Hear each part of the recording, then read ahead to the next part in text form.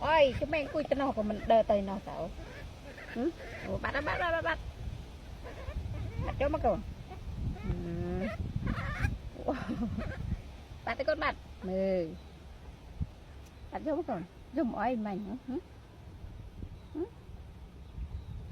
bắt con bắt